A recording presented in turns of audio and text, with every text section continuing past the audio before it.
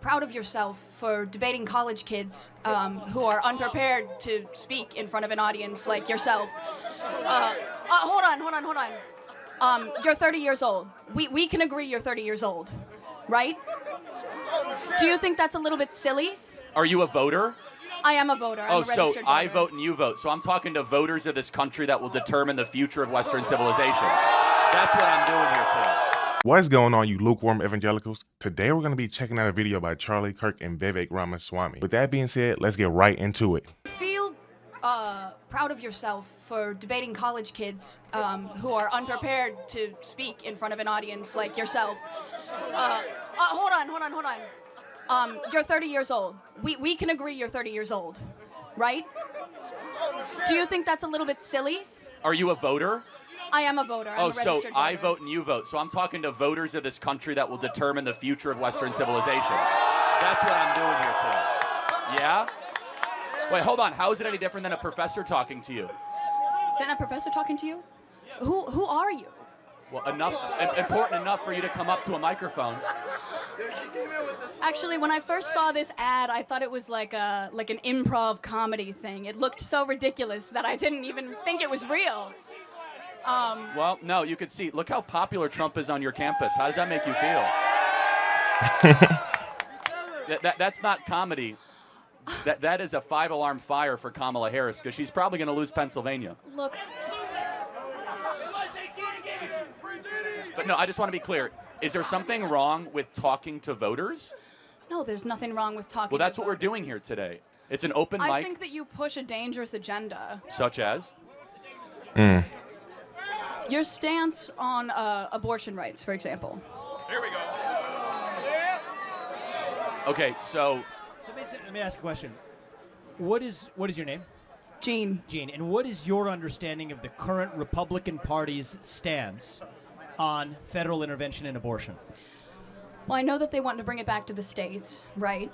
So it sounds like you do know that the Republican Party's current stance on abortion is they're against a federal ban on abortion. I do understand that, and we're talking about a yes. presidential election as the important election that we're talking about here. I understand that, yes. Great. So, again, I think this open dialogue is great. I think it's great you're here challenging Charlie, and I think it's great that he's willing to travel campuses across this country to talk to the next generation.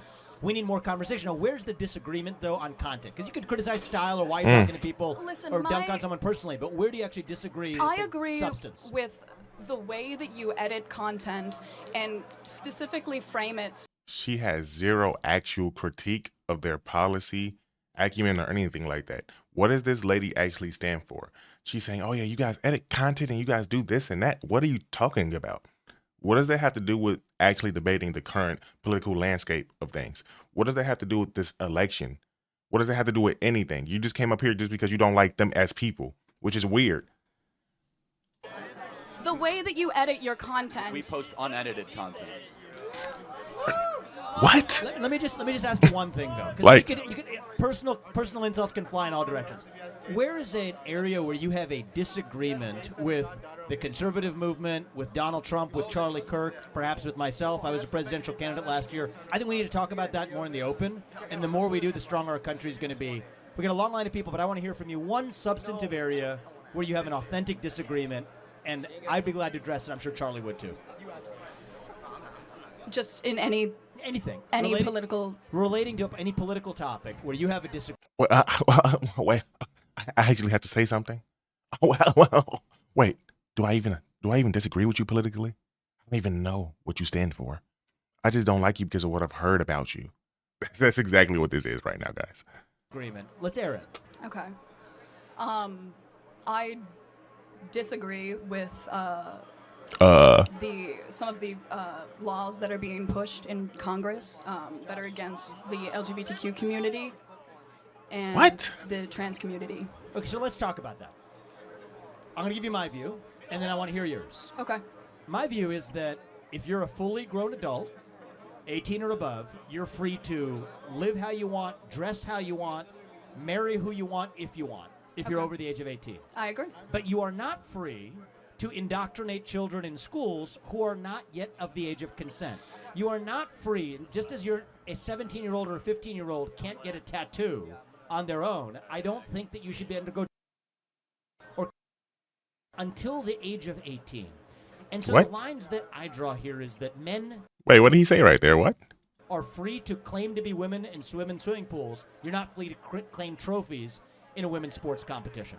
You're not free to enter a women's locker room. You're not free to change a language, and you're not free to actually indoctrinate our children who are under the age of 5 in school. Fair. Do we agree on the fact that adults should be able to live freely while still treating children differently? If so, we're on the same side of this issue.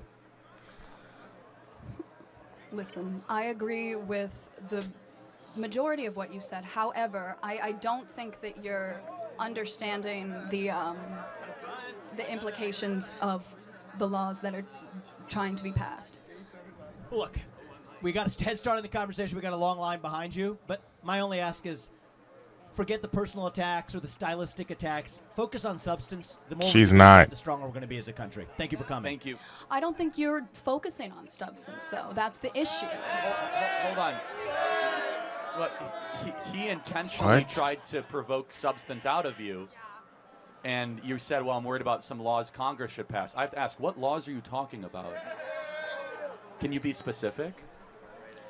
I'm sorry, I'm very nervous, but this is what you do. This is what you do. You take people and you put them. She under didn't answer the spotlight. question. Well, hold on. I didn't ask you to come up here. You voluntarily came to the front of the line.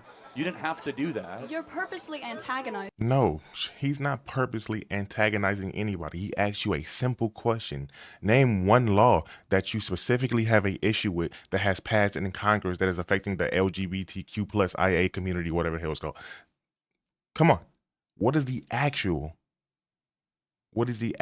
substantive argument that you have against them? She doesn't have one. That's the thing.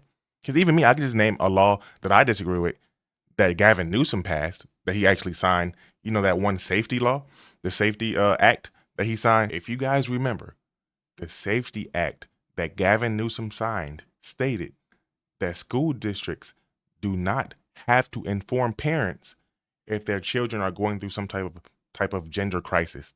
Okay, if they're going through some type of crisis in terms of, hey, little Timmy thinks that he's a girl now. Little Timmy wants to be called Karen now.